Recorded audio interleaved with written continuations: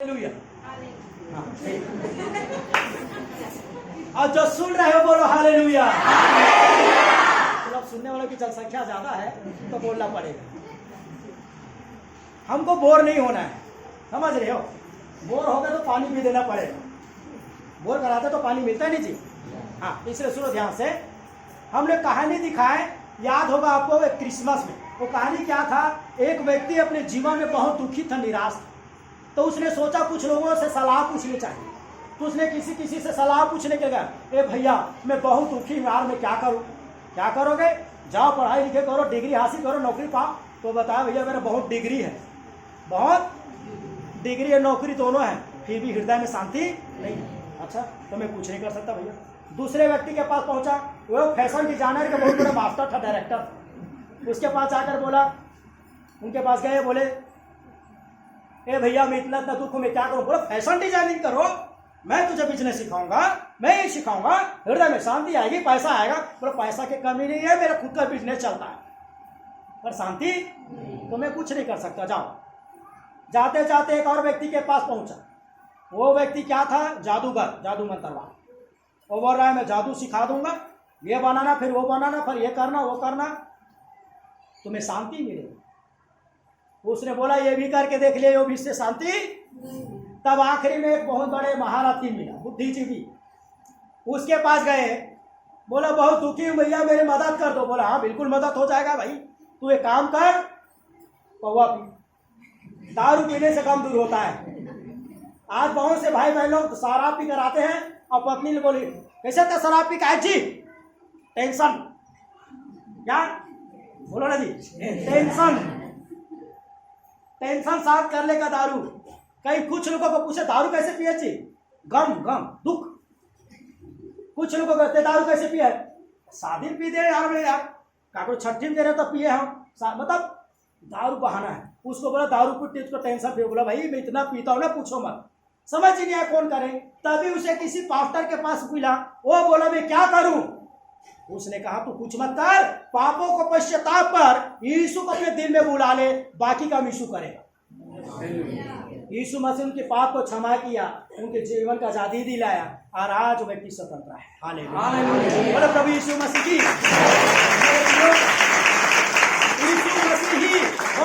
यीशु मसीह ही आपको स्वतंत्रता। कौन सा स्वतंत्रता, पाप से। क्योंकि यीशु ही क्यों दे सकता है, क्योंकि आज यीशु मसीह आज से 2020 साल पहले स्वर्ग को छोड़कर पृथ्वी पर आया और समस्त मानव जाति के लिए पृथ्वी भर के सब मानव जाति के पापों को, बोझों को, दुखों को, टेंशन को, तकलीफों को अपने ऊपर लेकर गुलगुता पहाड़ में क्रूस में क्या हो गया, लटक गया, उनको क्रूस में लटका दिया गया, और यीशु मसीह मर गया और तीसरे दिन। और वो कहता है, वो जिंदा यीशु कहता है कि मैं तेरे चंगाई के लिए कोड़े खाया हूँ, तेरे शांति के लिए ताड़ना सहा हूँ, तेरे आंसू पोंछने के लिए मैंने क्या किया, अपना आंसू बहाया हूँ, और मैं तेरे पाप के क्षमा के लिए लहू बहाया हूँ, तुझे अनंत जीवन देने के लिए मैंने अपने जीवन को। मेरे प्रिय भाई बहनों, अगर आपको विश्वास है प्रभु यीशु मसीह पर, तो आज आपको गरीबी से स्वतंत्रता देगा। कई लोग गरीबी के गुलाम हैं, कितना भी कमा ले गरीबी रेखा से पार होता ही नहीं।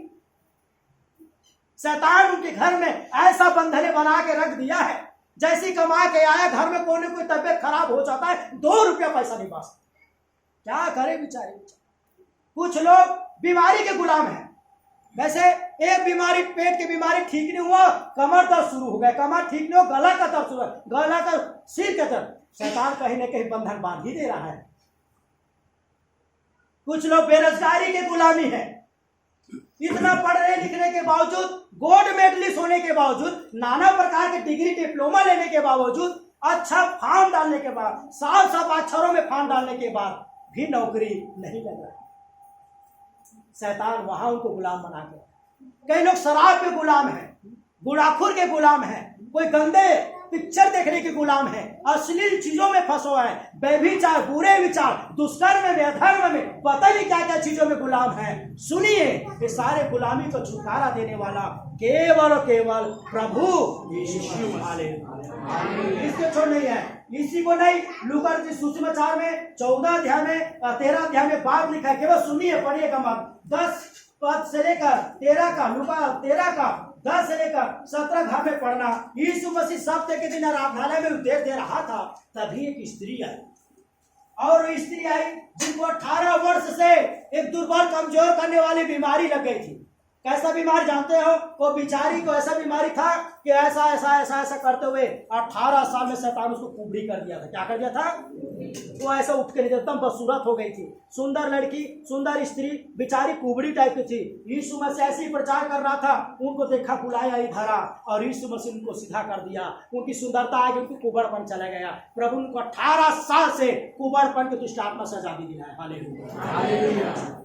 आज हमारे पास आके कई लोग गवाही देते हैं, 1.5 साल से, 2 साल से, 5 साल से, 10 साल से, 15 साल से दुष्ट आत्मा से, रोग से, बीमारी से, टोना से, जादू से, कैंसर से, पथरी से, टीबी से, बीमारी से चंगाई पाए हुए भाई बहन यहाँ पर बैठे हैं। और कुछ लोग नहीं यहाँ पाए हैं, उन लोगों को प्रभु ने सारी बीमारियों से क्या दिलाया? स्वतंत्रता दिलाई। हालेलुया। और स्वतंत्रता बहुत आनंद का होता है मेरे को। हालेलुया। मैं ये कहना चाहता हूँ, यीशु मसीह ही आपको स्वतंत्रता दिला सकती है। उससे प्रार्थना कीजिए, प्रभु यीशु को पुकारिए, उनके चरणों में बने रहिए, वही आपको पाप से, श्राप से स्वतंत्रता दिला सकता है।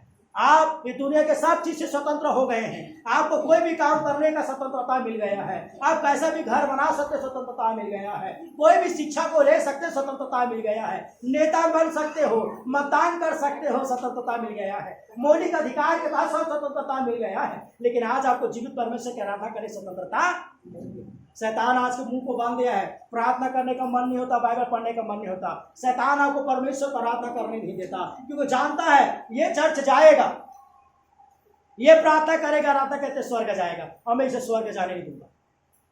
तू जा चर्च पर बराबर मत जाना, तू कर प्रार्थना पर बराबर प्रार्थना मत करना, तू कर उपवास पर बराबर मत करना, आधार का चल ऐसे कर, आधार का चल। क्यों? तुमको चंगाई मिलना चाहिए।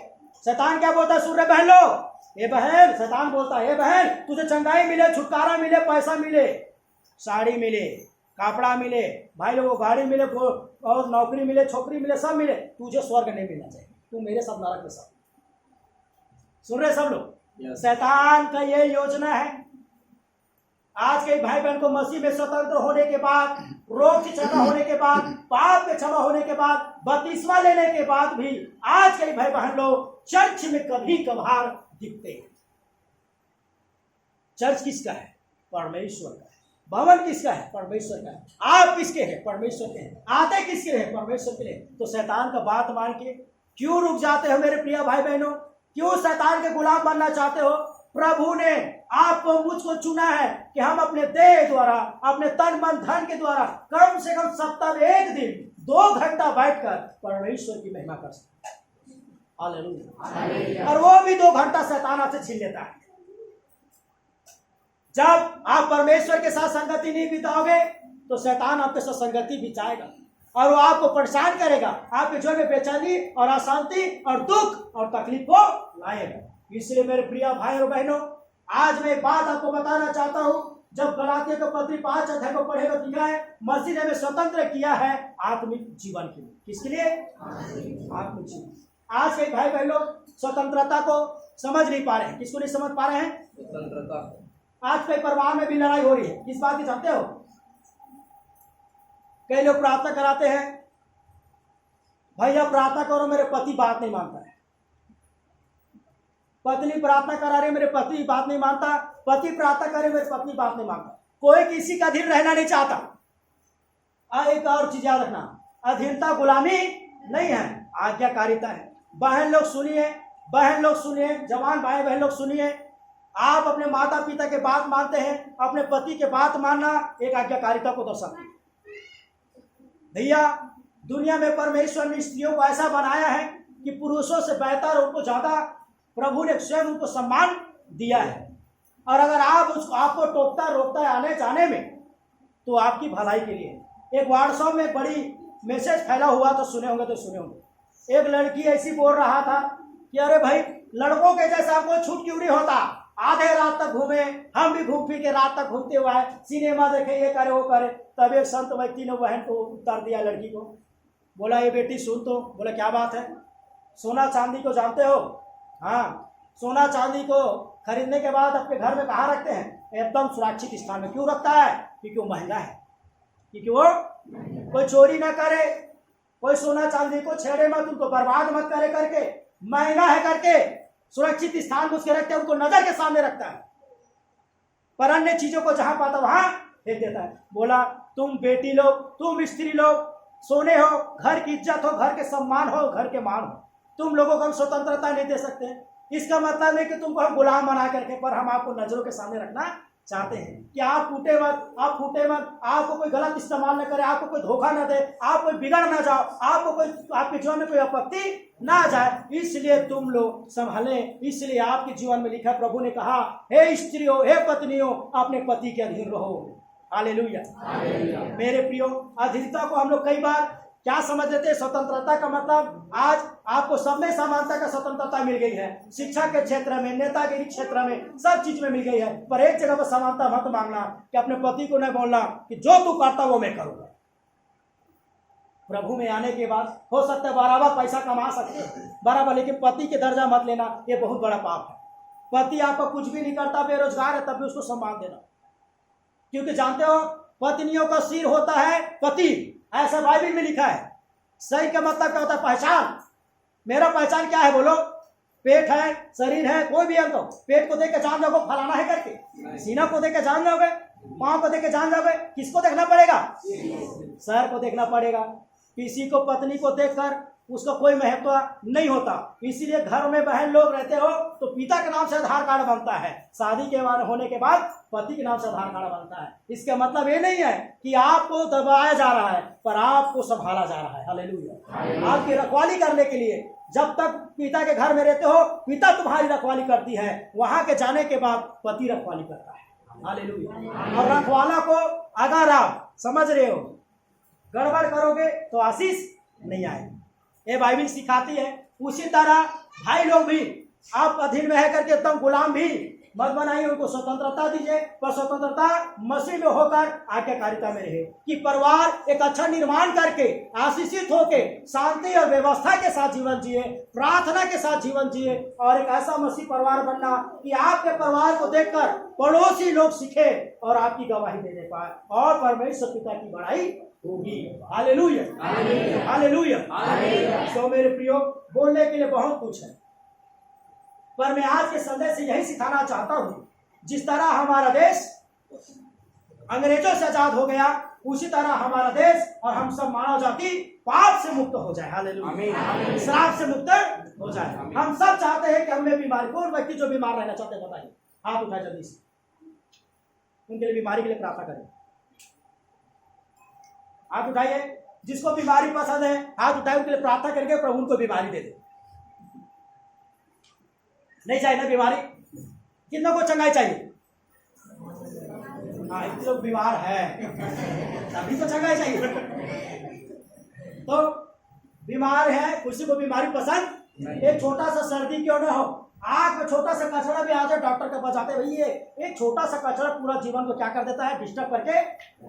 हर आदमी स्वतंत्र होना चाहते हैं। अगर आप स्वतंत्र रहना चाहते हो, आज अपने जीवन में सच में मसीह में आनंद लेना चाहते हो, अपने परिवार में शांति के साथ जीना चाहते हो, पाप करना छोड़ देना, सूर्य श्राप छूट जाएगा। हालेलुया। यीशु के पास आना, उसे पाप क्षमा करने का, श्राप क्षमा करने का, और उनको आपको बंधनों को तोड़ने का, चंगा करने का अधिकार मिला। हालेलुया। आज यीशु के पास आ जाइए, ओ यीशु आपको पूरी से छुटकारा, चंगाई, मुक्ति देगा। हालेलुया। क्योंकि उसने आपके लिए कोड़े खाए, लहू बहाया है, और वही खुदा है जो आपको मुझको जीवन दे सकता है। हालेलुया। तो मेरे प्रियो, मैं आशा करता हूँ आज का संदेश आपसे बातचीत किया, परमेश्वर की वचनों के द्वारा हम सबको आशीष दे। आइए हम